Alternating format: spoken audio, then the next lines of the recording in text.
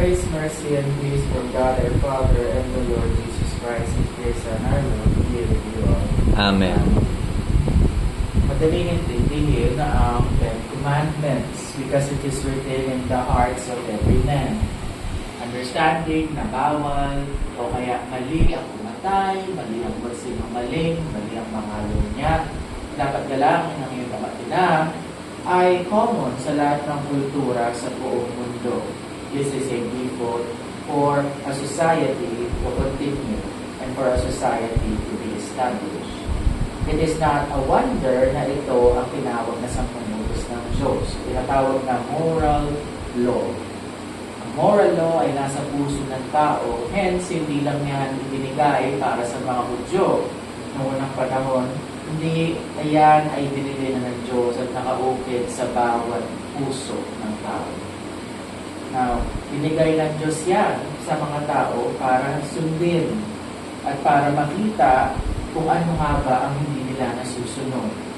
Sa mga panahon ng Hudyo, tumitingin sila hindi sa kanilang mga sarili, kundi sa pamamagitan ng kanilang mga punong pari, sa pagtuturo ng mga Pariseo, at sa pamamagitan ng mga ritual na ginagawa ng mga kaparyado at ng mga Pariseo, nagkakaroon ng confidence ang mga tao na kahit kulang ang kanilang nagawa o nasunod, nabibigyan ito ng completion na ginagawang mga ritual at mga practices ng mga Pariseo at ng mga pari.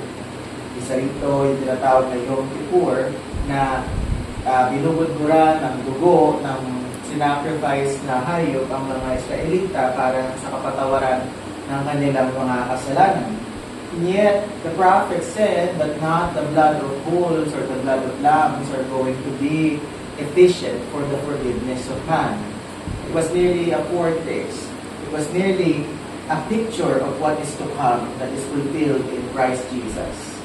Nang sinabi ng ating Panginoong Jesucristo na kailangan mong higitan ang kabanalan ng mga Pariseo at ng mga pari at ng mga eskriba, hindi niya sinabi na masasamang tao ang mga Pariseo at mga eskriba o mali ang ginagawa nila. Ang sinasabi lang ng ating Panginoong Jesucristo na tingnan sila na kuwaran ng kanilang komunidad noong unang panahon, na sila ang tinitingnan ng mga tao bilang mga perfect examples ng isang tao na naniniwala at sumusunod sa mga kautusan. Na ipinakita nila sa society na sa pagkabata pa lang ang training nila ay kabisaduhin na ang buong Torah o ang Old Testament. Hindi ito mapapantayan ng isang regular na Hudyo o regular na tao, lalo na panahon na yun na hindi pa default ang marunong magbasa at magsulat. Sa paanong paraan nakakatulong ang kabanalan ng mga Pariseo noong unang panahon para makita ng mga taong ano ang dapat gawin.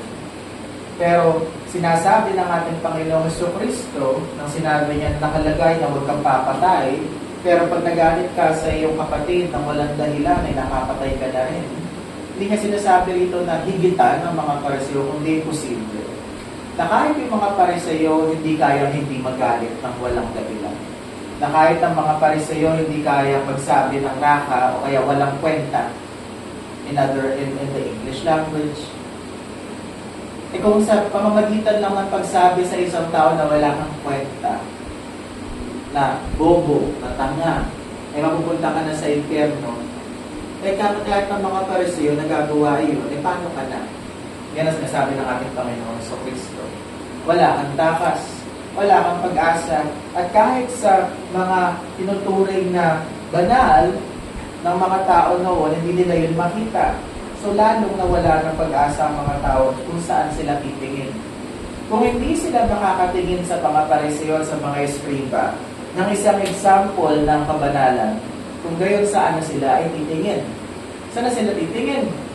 At doon sinasabi ng ating Panginoong Jesucristo kung saan tayo dapat tumingin. Hindi na sa mga gawa ng ating mga sariling kamay, nor the works of the people that we deem to be upright, that we deem to be righteous. Dahil wala tayong matitingnan sa ibang tao man o sa ating sarili na magkakaroon ng kapantay na magkakaroon ng tunay na fulfillment ng tunay na kabuuan ng pagsunod sa salita ng Diyos. Dahil wala sa atin ang ating maibibigay sa Diyos na perpekto. Pero ang inaasahan ng Diyos sa atin ay perpekto. Kung gayon, saan tayo dito? Titingin tayo sa ating Panginoong Jesucristo naging tao para sa atin. Dahil sa kanyang perfection, dahil sa kanyang kabanalan, na walang pupas at walang katulad, hindi na natin kailangan tumingin sa tao na inconsistent. Natin kailangan tumingin sa ating sarili na masasabi natin na lalong-lalong kilala natin ang ating sarili na kahit kailan hindi natin masusunod ng perfecto ang mga kautusan, hindi na natin kailangan tingnan ang ating sarili.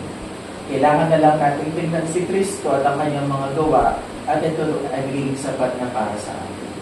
Kapag sumusunod tayo sa 10 utos, hindi na tayo sumusunod dahil meron tayong obligasyon, hindi sumusunod tayo dahil meron tayong ligaya sa ating puso at wala nang bigat sa pagsunod ng salita ng Diyos dahil ang pagsunod ay hindi na galing sa atin kundi sa kanyang grasya, sa ating kawalan ng pag-asa. Dahil tayo wala na ibang matitignan at si Kristo lang ating matitignan, ang ating mga gawa ay laging magiging perfecto sa harap ng Diyos Ama.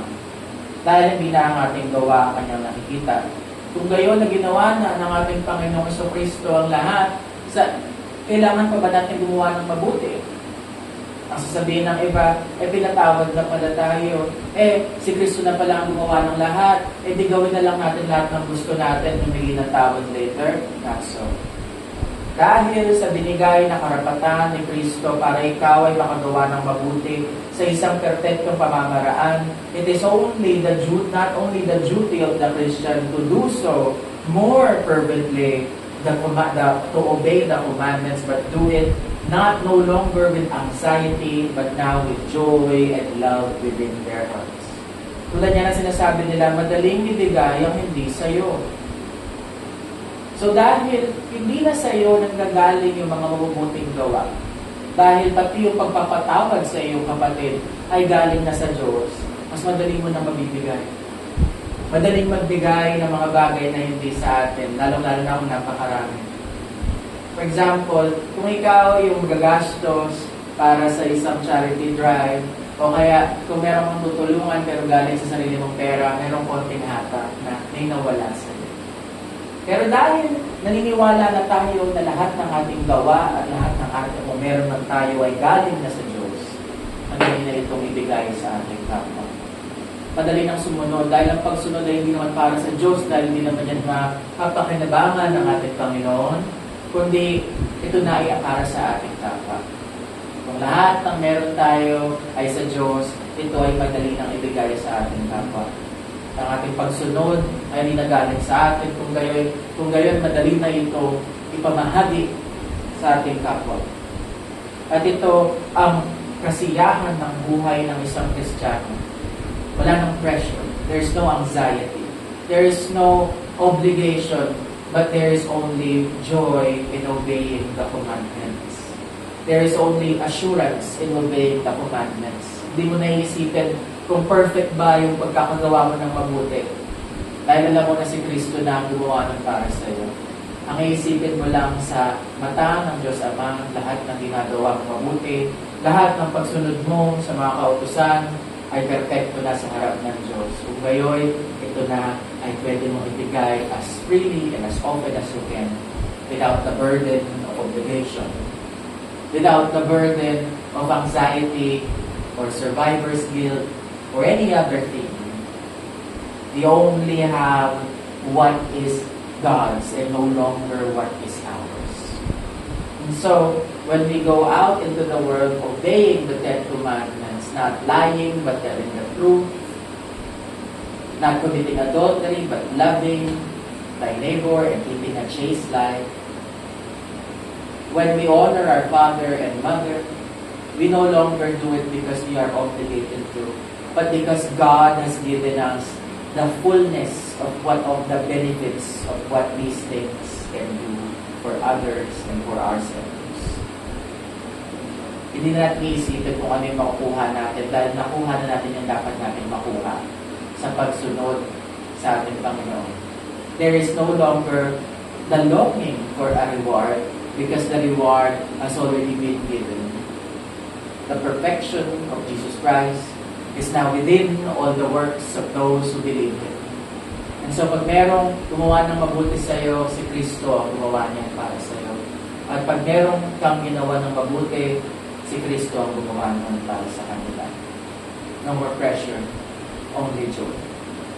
So, let us go out and obey the commandments with joy in our hearts, that by the grace of God, we will always have that perfection through Jesus Christ our Lord. And may the peace of God which passes all understanding keep your hearts and your minds in Christ Jesus our Lord. Amen. Amen.